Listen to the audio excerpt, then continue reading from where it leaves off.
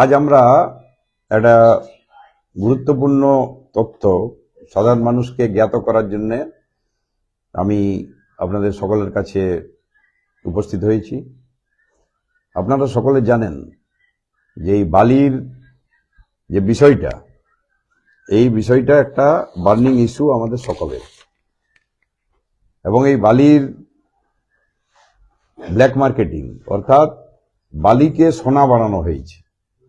কারো যদি ঘর করার দরকার থাকে তাহলে সিমেন্ট পাবে, ছড় পাবে, ইট পাবে, বালি পাবে না।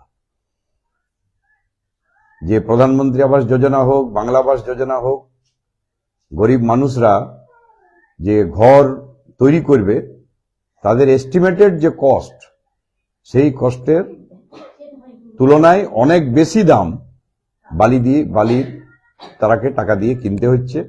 তার ফলে তারা ঘর অসম্পূর্ণ রাখছে বা নিজের পকেট থেকে ধার করে নানা কাণ্ড করে ঘর তৈরি করতে হচ্ছে। ভয়াবহ একটা পরিস্থিতি, পুলিশের অত্যাচার এবং এই বালি নিয়ে একটা বিরাট সমস্যা সাধারণ মানুষের ভোগ করছে। এই জিনিসটা গোচরে আসার পর আমরা অনেক ভেতরে ঢোকার চেষ্টা করি এই ঘটনাটা ঘটছে কেন। কারণ বালি একটা ন্যাচারাল আমাদের অ্যাসেট, এবং সেখানে সরকারের নিয়ন্ত্রণ যেহেতু করছে, সরকার রয়্যালটি নিচ্ছে, জিএসটি নিচ্ছে, স্বাভাবিকভাবেই বালির একটা দাম সরকারকে বলতে হবে। বালির দাম যদি সরকার বলে দেয় ওপেনলি, তাহলে অটোমেটিক বালির কালোবাজারি বন্ধ হবে, পুলিশের ধরা বন্ধ হবে, লিগেল ঘাট থেকে খুব ভালোভাবে সাধারণ মানুষরা বালি নিয়ে আসতে পারবে। এই কথা চিন্তা ভাবনা করে আমরা দেখলাম যে 30শে জুলাই 2021 বিধানসভাতে একটা আইন হয়েছিল অ্যামেন্ডমেন্ট করে। সেটা এটাই ছিল, সেই দিনের যে বিধানসভার ভাষা, তাতে বলা হয়েছিল এর আগে বালি পাওয়ার যে নীতি ছিল সেই নীতি সঠিক নয়, এতে ব্ল্যাক মার্কেটিং হচ্ছে, মানুষের অসুবিধা হচ্ছে।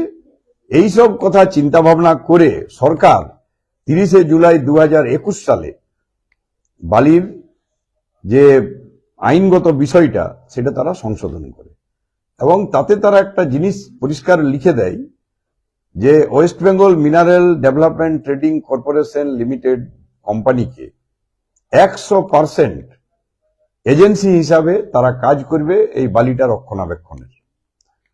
তাদের সেই এজেন্সিরই দায়িত্ব বালির যেন ব্ল্যাক মার্কেটিং না হয়, বালি যেন কেউ বেশি স্টক করতে না পারে, বালির জন্য যেন আমাদের জমির কোনো অসুবিধা না হয়, মানে অ্যাটমসফিয়ারের কোনো সমস্যা না হয়, আমাদের সয়েলের কোনো সমস্যা না হয়, এবং সবশেষে যেটা অবজেক্টিভটা দেওয়া হয়েছে তাতে হচ্ছে এই কোম্পানি এনশিওর করবে যে বালির দাম এন্ড কনজিউমারের কাছে, এন্ড কনজিউমার মানে হচ্ছে যারা ঘর বানাচ্ছে, তাদের কাছে এফোর্ডেবল রেটে দেওয়ার ব্যাপারে তারাকে সুনিশ্চিত করতে হবে। 30শে জুলাই 2021 এই আইনটা পাস হয়েছে। আমরা এইটা দেখার পর দেখলাম যে এফোর্ডেবল প্রাইসের কথাটা যখন বলা আছে, তখন নিশ্চয়ই সরকার এফোর্ডেবল প্রাইসের কথাটা বলবে। আমরা আরটিআই করি, আমাদের নিপেন মাহাতো জেলা কংগ্রেসের সাধারণ সম্পাদক, তার মাধ্যমে আরটিআই করা হয়। আরটিআইয়ের উত্তরে পরিষ্কার সরকার বলে, এডিএম বলেন, এলআরও, যে আমাদের এইসব তথ্য জানা নেই, কটা লিগেল ঘাট আছে, কি রেট দেওয়া হবে, কি তার সিস্টেম জানা নেই। এটা West Bengal mineral development trading corporation limited, এরা জানে, এরাকে আমরা গোটা বিষয়টা রেফার করছি। অর্থাৎ নিজের দায় তারা এড়িয়ে গেলেন। এড়িয়ে যাওয়ার পরে স্বাভাবিকভাবেই গোটা ব্যাপারটা ধামাচাপা যাওয়ার জোগাড় হলো। আমরা সাধারণ মানুষের স্বার্থে এখানে একটা জিনিস অবশ্যই উল্লেখ্য, যে 2021 সালে সেখানে বিরোধী দলে ছিল বিজেপি, এবং বিজেপিরা এই বিষয়ে কোনো রকম কোনো কথাবার্তা তো দূরের কথা, এই জিনিসটা পর্যন্ত হাইলাইট তারা করেনি। পরবর্তীকালে আমরা সেটা বার করেছি, এবং এই যে বিধানসভায় 2021 হয়েছে, যখন তারা বহাল তবিয়তে বিরোধী দলে আছেন, তারা কিন্তু কেউ এই ব্যাপারটা না করে ওরা অন্য রাস্তাতে, কোথায় পুলিশে ধরছে গাড়ি, তাকে সাহেস্তা করা, এই উল্টোপাল্টা কথা বলে গোটা মানুষকে বিভ্রান্ত করছে। আমরা ডিপ রুটে ঢুকি, একদম ডিপ রুটে। যদি আমরা সরকারের দ্বারা বালির দামটাকে সঠিকভাবে ঘোষণা করাতে পারি, অটোমেটিক ব্ল্যাক মার্কেটিং কমবে, অটোমেটিক এই মানুষের যে অভাব অভিযোগ দূর হবে, আর বালির দাম অটোমেটিক কমে যাবে। এটা খুব স্বাভাবিক, কারণ ট্যাক্স তো ফিক্সড, ট্যাক্সের উপর মূল দামটা হবে, তো মূল দাম তো অটোমেটিক কম হবে। তাহলে এই কারণেই আমরা ডিপে গেলাম এবং মহামান্য হাইকোর্টে পিআইএল কেস গত 22 আগস্ট আমরা 2025 সালে এটা দায়ের করি। 22 August 2025 Nipen Mahato public interest লিটিগেশনে চিফ জাস্টিসের কোর্টে দায়ের করা হয়। বিভিন্ন সময় এটার হিয়ারিং হয়েছে, অনেকবার সরকার পক্ষ ইচ্ছাকৃত এফিডেভিট না দিয়ে পালিয়ে গেছে, বারবার ডেট নিয়েছে। West Bengal mineral development trading corporation limited লাস্টে বাধ্য হয়ে লাস্টে তারা এফিডেভিট দিয়েছিল। গত 8 তারিখ যে শুনানি হলো, সেই শুনানিতে পরিষ্কারভাবে জজ সাহেব গুরুত্ব দিয়েছেন যে যখন West Bengal mineral development trading corporation limited 100% সরকারের একজন এজেন্সি, সরকারই সেটা অথরিটি দিয়েছে এবং তাদেরকে দেখভাল করার দায়িত্ব দিয়েছে, স্বাভাবিকভাবেই বালির দাম সরকারকে অবশ্যই জানাতে হবে। কারণ যেখানে বলা আছে এফোর্ডেবল রেটে এন্ড কনজিউমারকে বালি দিতে হবে। সেই জন্যই এই অর্ডার গত 8 তারিখে হয়েছে, যেটা ঐতিহাসিক অর্ডার। আজকে এই অর্ডার কমপ্লাই করে সরকারকে 4 সপ্তাহের টাইম দেওয়া হয়েছে যে তারা যেন এফোর্ডেবল প্রাইস সম্পর্কে তাদের কি বক্তব্য, এই প্রাইসিংটা কিভাবে তারা করবে, সেটা যেন কোর্টকে জানায়।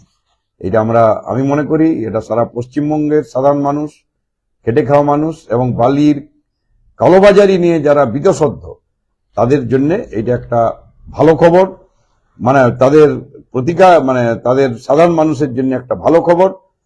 এই আইনটাকে প্রণয়ন যদি সরকার ইচ্ছাকৃত করবে কি করবে না সেটা পরের প্রশ্ন, কিন্তু বালির রেট যদি সরকার বলে দেয়, অটোমেটিক সব জিনিস নর্মাল হয়ে যাবে। এবং আমরা 2021 সালের আগে যেমন বালি পেতাম সাধারণ মানুষরা, আমরা এখানে জল জঙ্গল জমির অধিকারের কথা বলি, এটা আদিবাসী মহিলা অনেক বসে আছে, আগে বালি আমরা নিজেই নিয়ে আসতাম, কেউ কিছু করতো না। যাই হোক, সরকার যখন রয়্যালটি বলেছে, আমরা রয়্যালটি নিশ্চয়ই দেব, কিন্তু রয়্যালটি দিতে গিয়ে এক ট্রাক্টর বালির দাম 4,000-5,000 টাকা, এটা কিন্তু কোনো মতেই মানা যাবে না। এখানে পুরোপুরি এই টাকা সরকারি দলের ফান্ডে যায় এবং বিভিন্ন জায়গাতে আরো বিভিন্ন দলরা এটাতে জড়িত থাকে।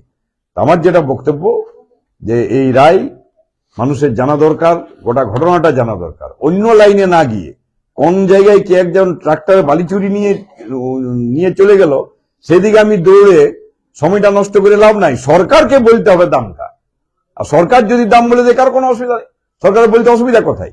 যদি সরকারের বলতে অসুবিধা না থাকে, আমরা আগেই বলেছি, তাহলে দামটা সাধারণ মানুষই করে নেবে, পুলিশ যেন মাঝে না আসে। আগেও বলেছি আমরা, যদি সরকার এটা না ইন্টারফেয়ার করে তাহলে আমরাই দাম করে নেবো, আমরাই বালি নিয়ে আসবো, পুলিশ কেন যাবে? পুলিশ যাবে প্রোটেকশন দিতে, আর দামটা ওরা বলবে না, এটা তো হতে পারে না। আজকে কি দেখলাম আমরা, লিগেল ঘাট আছে মার্চাতে, আমাদের বাগুন্ডি ব্লকে, সেই মার্চার মাল সব জায়গাতে যাবে, ঝালদাবাদ, ঝাড়খণ্ডে সব চলে যাচ্ছে। ঝাড়খণ্ডের লোকগুলোর সাথে ওদের কন্ট্যাক্ট আছে, যারাকে এত বালি দিতে হবে। সেই বালির যে কোটাটা, সেটা পূর্ণ করার জন্য তারাকে ঝালদাটাকে বন্ধ করে দিয়েছে।